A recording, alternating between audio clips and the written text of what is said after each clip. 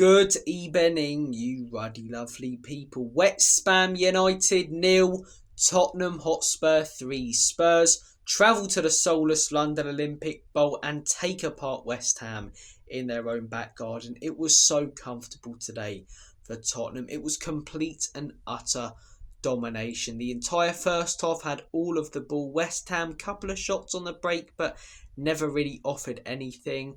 We had a load of set pieces, one that we scored from that was very unfairly disallowed, and we went in at half time 0-0, but we controlled the game and come out in the second half. It's corner after corner again. We finally make them pay. Pape Matasar with a great header. He's unmarked at the back post, and from there they just crumble like a pack of Maryland cookies in a milky tea. They really, really did. If you've ever dunked Maryland cookies in tea, you'll know what I'm talking about, man. They dissolve within seconds, and that's what happened to West Ham.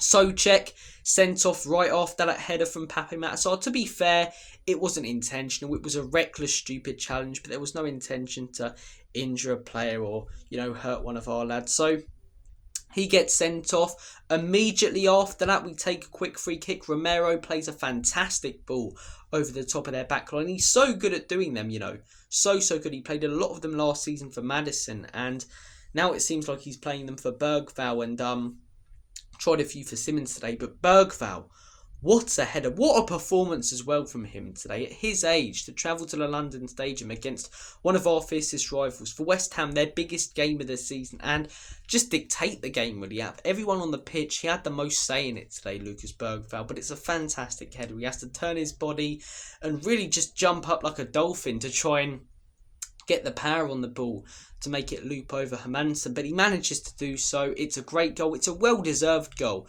when you look at his performance, and from there it was tippy-tappy football, man. It was the LAs, it was comfortable, it was so easy. I genuinely don't think we got out of second gear today. We played well, but I don't think we played great. I don't think it was anywhere near the performance that we put in against Man City, but we didn't need to. Even before they went down to 10, West Ham really offered nothing. We just became a little bit more dangerous after that. The third goal, it's just terrible defending from them. How a centre-back is in the middle of the box and has that much space and time to be able to hit that ball. But it's a great finish from Mickey. Striker's instincts almost from him. And after that, literally just had all of the ball. Kudus had a chance at the end. He was so desperate to score today. But yeah, 3-0 win. Didn't get out of second gear. Didn't need to. From a West Ham point of view, they were a shambles. What was I saying in my preview? They're a team that changes their style of play, but they lack fundamentals. They lack principles that they stick to, and the players just really don't look like they know what they're doing. And it was the same again today. So many of them just didn't understand their roles. They didn't really know what they were supposed to be doing. And as soon as they concede a goal as a football team at the moment, the heads just completely drop. It's almost like watching schoolboys, It's like watching an under, 9s team or under 5s team or something. It's, they concede a goal and the heads drop and we've just lost. And even before they had a man sent off, it was just so poor from West Ham. So poor from West Ham. A lot of positive individual performances today, though, from Spurs. First one, Lucas Bergvall. Like I said a minute ago, dictated play today. He really, really did. Xavi Simmons on the left. I would have preferred to see him central, but I'm glad that that Bergvall got to play more centrally. He wasn't really in the 10. We've played the 4-2-3-1 a few times, and Sarge pushed up more than the other two midfielders. But Bergvall, playing that number 8 role today, really did well. He turned on the ball a lot. He connected passes between the midfield and attack, and I thought he was fantastic. I really, really do. Mohamed Kudus, I thought was fantastic today. His hold-up play, right? I saw it at West Ham, but not as much as he's shown in these first few games of this season. He's a player, he does not want to go down, even if it leads to a foul and a free kick for us in a great position.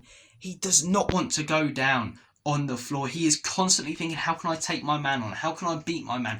How can I create a goal-scoring opportunity or score a goal myself? And I love that positive attitude. You don't get many players like that in today's game. So many players are thinking systematically, and in a lot of cases, rightly so. Jack Grealish is a perfect example. He uses fouls to his advantage, right? So you can do with players like that. But it's nice to see a player who just always wants to stay on their feet, to use their strength, and always looking to do something positive. It was around the 70th minute.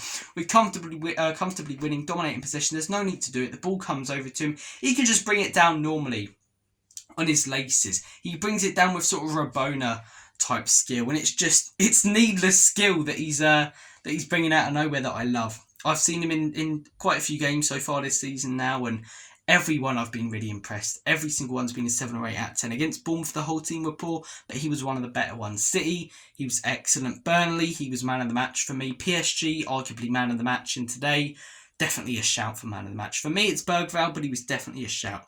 Paulinho did the basics so well. He's a tank in front of those centre halves, gives us so much more cover. You know, it's no surprise that with him in the team, we've conceded 1 goal in 4 games.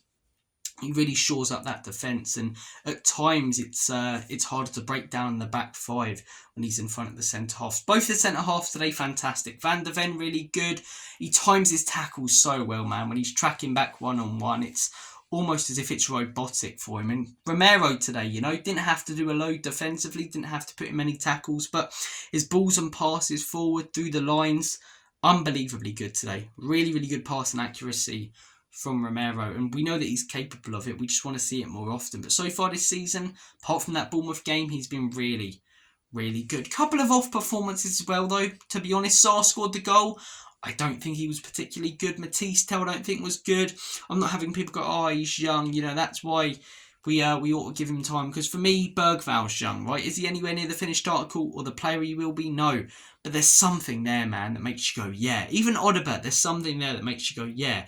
Archie Gray, there's something there that makes you go there. That makes you go, yeah, that's a tongue twister. But with Matisse Tell, I don't really see anything. Is he great on the wing? No, because he can't really take on his man. Does he have pace? Not really. Is he good in the air? No, I don't think I've ever seen him score a header. I don't think I've ever seen him head the ball at goal.